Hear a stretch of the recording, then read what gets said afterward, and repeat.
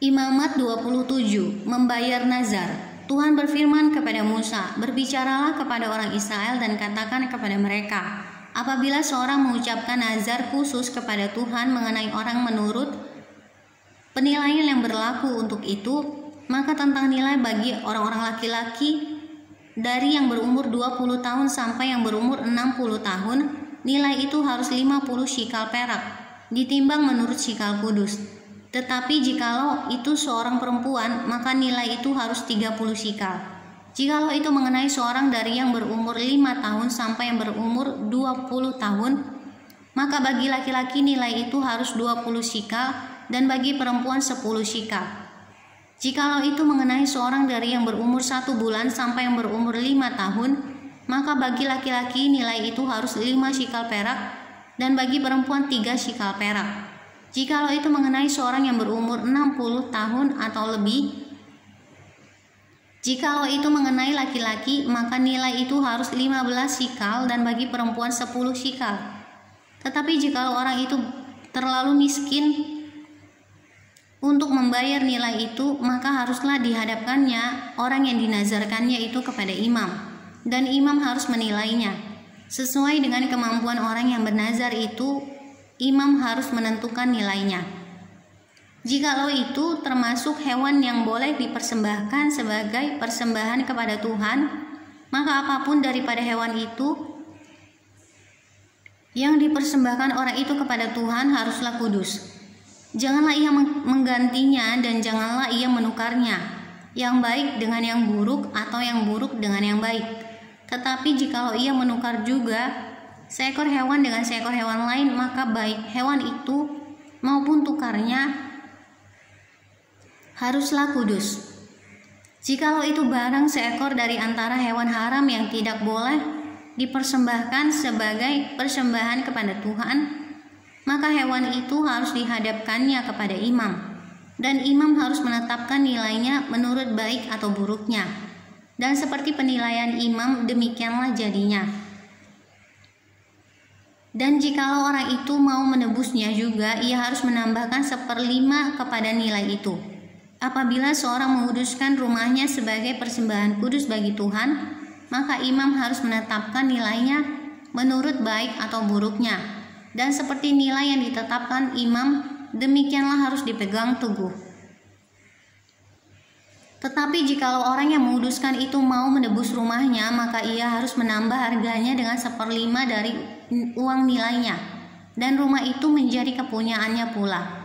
Jikalau seseorang menguduskan sebagian dari ladang miliknya bagi Tuhan, maka nilainya harus sesuai dengan taburannya, yakni sehomer taburan benih jelai berharga 50 shikal perak.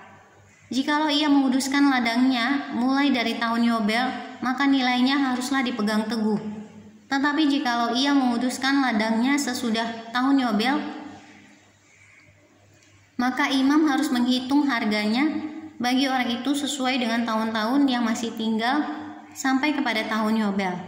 Dan harga itu harus dikurangkan dari nilainya. Dan jikalau orang yang menguduskannya benar-benar mau menebus ladang itu, maka ia harus menambah harganya dengan 1/5 dari uang nilainya, dan ladang itu tetap dimilikinya. Tetapi jikalau ia tidak menebus ladang itu, malahan ladang itu telah dijualnya kepada orang lain, maka tidak dapat ditebus lagi. Tetapi pada waktu bebas dalam tahun Yobel, ladang itu haruslah kudus bagi Tuhan, sama seperti ladang yang dikhususkan bagi Tuhan. Imamlah yang harus memilikinya. Dan jikalau ia menguduskan bagi Tuhan ladang yang telah dibelinya dan yang tidak termasuk ladang miliknya dahulu, maka imam harus menghitung baginya harga nilainya sampai kepada tahun Yobel, dan orang itu haruslah mempersembahkan nilai itu pada hari itu juga sebagai persembahan kudus bagi Tuhan. Dalam tahun Yobel, ladang itu harus dipulangkan kepada orang yang menjualnya kepadanya, yakni kepada orang yang mula-mula memiliki tanah itu. Dan segala nilai harus menurut shikal kudus. Shikal itu harus 20 gena beratnya, harus 20 gera beratnya. Akan tetapi anak sulung yang sebagai anak sulung menjadi hak Tuhan dari antara hewan tidak boleh dikuduskan oleh siapapun, baik seekor lembu maupun seekor kambing atau domba, itu milik Tuhan.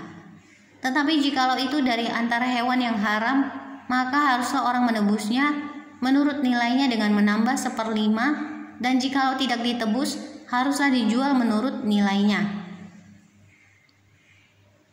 Akan tetapi segala yang sudah dikhususkan oleh seseorang bagi Tuhan dari segala miliknya, baik manusia atau hewan, maupun ladang miliknya, tidak boleh dijual dan tidak boleh ditebus, karena segala yang dikhususkan adalah maha kudus bagi Tuhan. Setiap orang yang dikhususkan yang harus ditumpas di antara manusia tidak boleh ditebus, pastilah ia dihukum mati. Demikian juga segala persembahan persepuluhan dari tanah, baik dari hasil benih di tanah maupun dari buah pohon-pohonan, adalah milik Tuhan. Itulah persembahan kudus bagi Tuhan. Tetapi jikalau seseorang mau menebus juga sebagian dari persembahan persepuluhannya itu, maka ia harus menambah 1/5.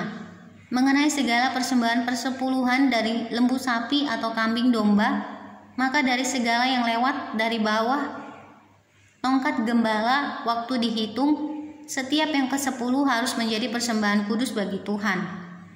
Janganlah dipilih-pilih mana yang baik dan mana yang buruk, dan janganlah ditukar.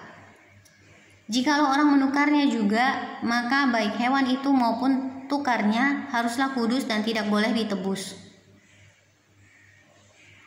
Itulah perintah-perintah yang diperintahkan Tuhan kepada Musa di Gunung Sinai untuk disampaikan kepada orang Israel.